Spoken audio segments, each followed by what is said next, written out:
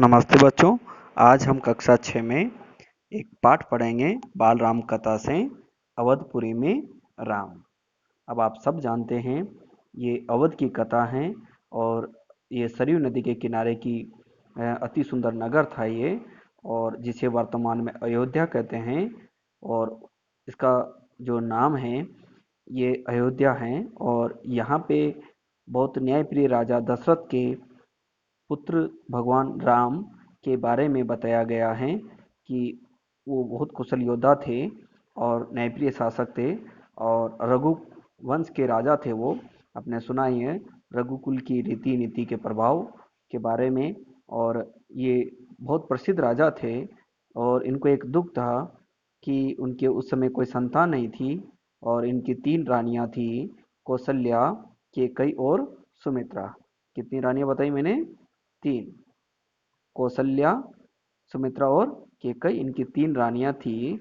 और इनको हमेशा ये चिंता बढ़ती रहती थी कि क्या करें क्या नहीं करें।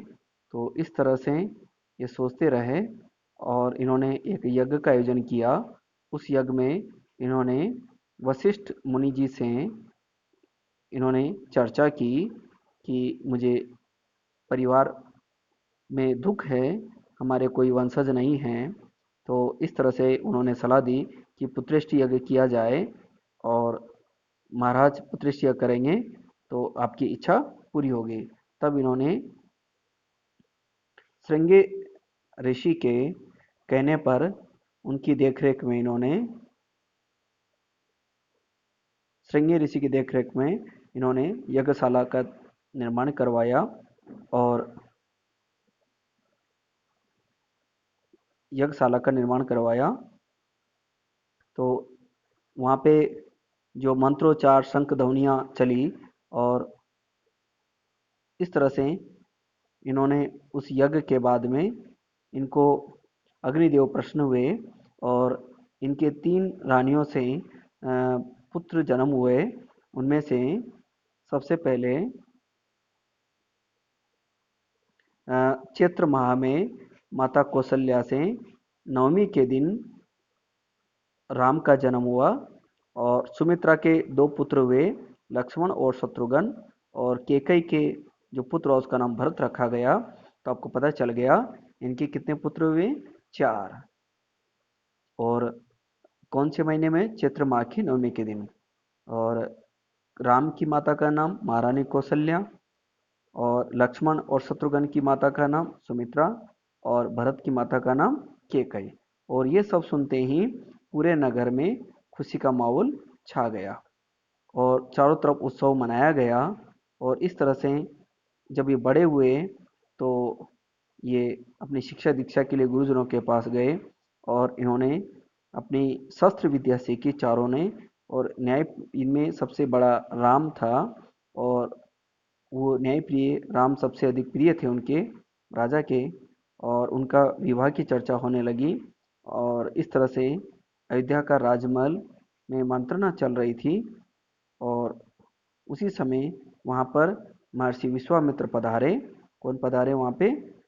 महर्षि विश्वामित्र पधारे। कौन से महर्षि पधारे? विश्वामित्र जी पधारे और उनको आसन दिया गया। और वह कभी स्वयं राजा भी थे। क्या थे वो? पहले स्वयं राजपाट थे, बाद में उन्होंने संन्यास धारण कर लिया। तो इस तरह से वो आते हैं और वो महाराज का आदर सत्कार करते हैं। बोलते हैं महर्षि आज्ञा दे, मैं आपकी क्या सेवा कर सकता हूँ। तब वो अपनी सारी बात बताते हैं। वो बोलते हैं राजन मैं जो मांगने जा रहा हूँ उसे देना कठिन है, आप आज्ञा दीजिए। तो बोलते हैं मैं तत्पर हूँ, मैं सिद्धि के लिए यज्ञ पूरा कर रहा हूँ। मुझे 2 राक्षस बाधा डालते हैं और उन राक्षसों को एक ही व्यक्ति मार सकता है, वो राम। आप अपना मुझे ज्येष्ठ पुत्र राम दे दें। विश्वामित्र ने कहा। जैसे उन्होंने कहा तो दशरथ को ऐसा लगा जैसे बिजली गिर गई हो। मुनिवर ने उनसे कहा कि राम मांग ले, उनके ज्येष्ठ पुत्र, उनके सबसे प्रिय पुत्र हैं वो। विश्वामित्र दुविधा में पड़ गए कि मैं राम को कुछ दिनों के लिए ही मांग रहा हूँ। और इस तरह से उनको महर्षि जो वशिष्ठ थे वो समझाते हैं उनको और तब वो शांत हो जाते हैं। और बेहोश हो जाते हैं। तो इस तरह से जब वो विश्वामित्र का क्रोध बढ़ जाता है तो दरबार में सशंकित हो जाते हैं। उस समय वशिष्ठ जी चुपचाप आकर महाराज दशरथ के बाद खड़े हो जाते हैं। वो बोलते हैं, महामुनि, मेरा राम तो अभी 16 वर्ष का भी नहीं हुआ, राक्षस को कैसे मारेगा? राक्षस तो मायावी होते हैं।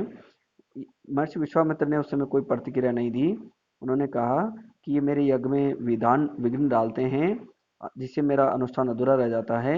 मैं राम के बिना नहीं रह सकता हूँ, और आप कोई दूसरी चीज मांग ले। तब महर्षि क्रोध से भभक उठे और दरबार मंत्रीगण ऋषि मुनि सकते में आ गए। तब वो कहे, आप रघुकुल की रीति तोड़ रहे हैं राजन, वचन देकर पीछे हट रहे हैं। रघुकुल की रीति के बारे में वो कह रहे हैं कि रघुकुल की एक रीति है कि आप वचन देने के बाद उससे हटते नहीं हैं।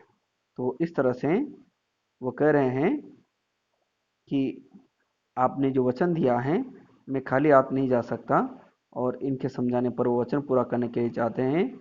और यही राजन, आपने जो वचन पूरा करना चाहिए, रघुकुल की रीति का यही प्राण है। और इस तरह से वो दुखी होते हैं। गुरु वशिष्ठ ने कहा, महर्षि विश्वामित्र सिद्ध पुरुष हैं, तपस्वी हैं, गुप्त विद्याओं के जानकार हैं, इसलिए वो राम को कोई दुख नहीं होगा, नई नई विद्याएं सिखाएंगे, आप उनके साथ भेज दो। और मुनि ने उनकी बातें सुन करके उनको भेजने का निश्चय कर लिया, लेकिन उनके साथ लक्ष्मण भी ले जाएं। और इस तरह से दशरथ ने स्वीकार आग्रह कर लिया। राम और लक्ष्मण को दरबार में बुलाया गया। उन्होंने उनको महात्माओं को सिर झुका करके वंदना की, और इसकी सूचना माता कौशल्या को दी गई।